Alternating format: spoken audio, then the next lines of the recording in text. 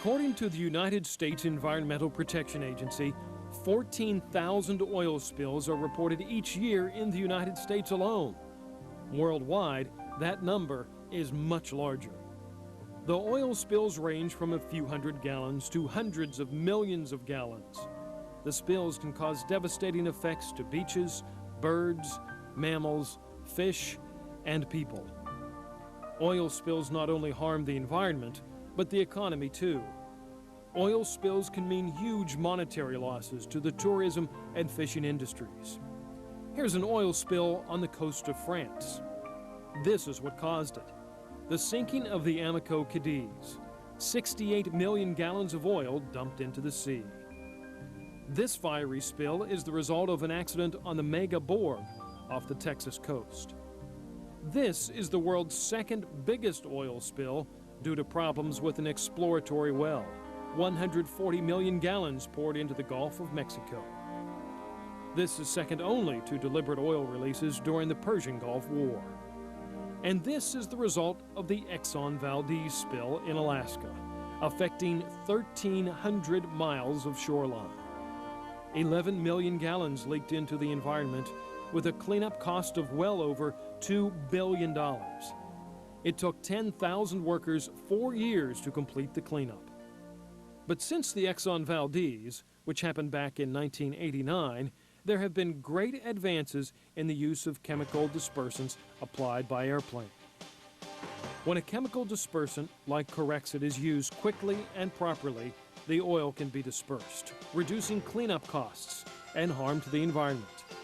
One plan, advocated by Omni International, is to have the air stations set up along coastal regions every 300 miles. The air stations will be manned around the clock with airplanes like the Air Tractor 802, ready to go at a moment's notice. Pilot Colin Ogilvie with Omni International has over 20,000 hours of flight time. He has flown chemical dispersant missions all over the world in every type of airplane sprayer available. He says according to this plan, an oil spill could be reached within 2 hours or less. What we're doing, we're going to have our aircraft there, so the response time is going to be about a half an hour to 1 hour. It's not going to be 2 hours. But having your own aircraft at the airport with that aircraft being used just for oil spill, then you have a very, very quick response time.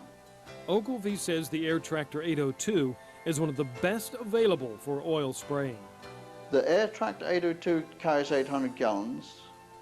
The DC-3 carries about 800 gallons. Now we need, if we have an oil spill, reliability, also maneuverability. Plus we have an aircraft which has already been made for spraying. The dispersant chemical Corexit has an unlimited shelf life and can be easily stored. Here's an aerial view of an oil spill. The oil slick is colorized, showing up as a huge blob. But in this next picture, just 1 day after the chemical dispersant has been applied, you can see how the blob is breaking down. But once the oil starts to get close to the shore, we need to bring out the aircraft because the water is very shallow. The aircraft then comes down to disperse it. Along with accidental oil spills, the threat of terrorism gives even more reason to have in place an emergency air assault plan to attack oil spills. Offshore oil rigs could be a terrorist target.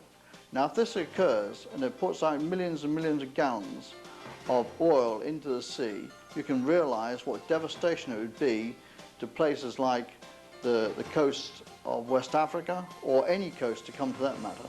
So therefore, we need to have this aircraft available and readily to disperse this oil spills immediately so that the environment is protected. The cost of setting up fully equipped and manned air stations every 300 miles along the coast will pay for itself.